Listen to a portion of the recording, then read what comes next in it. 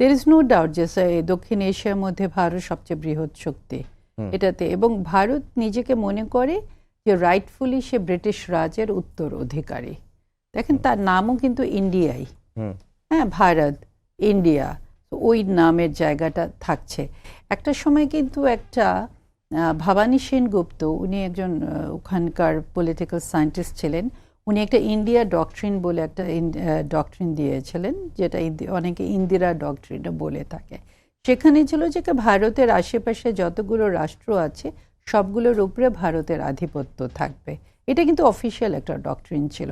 আর আধিপত্য থাকবে, এবং আধিপত্য শব্দটা তো ওরকম ছিল না যে ভারতের ইয়ের মধ্যেই থাকবে, আর ওখানের ইন্টারেস্টগুলো ভারতে মানে এগুলো ভারতই এক ধরনের নজরদারিতে রাখবে। কারণ ভারত নিজেকে, আমি আবারও বলছি, ভারত নিজেকে কিন্তু ক্লেম মানে ওরা নিজে থেকে সেভাবেই দেখতে অভ্যস্ত।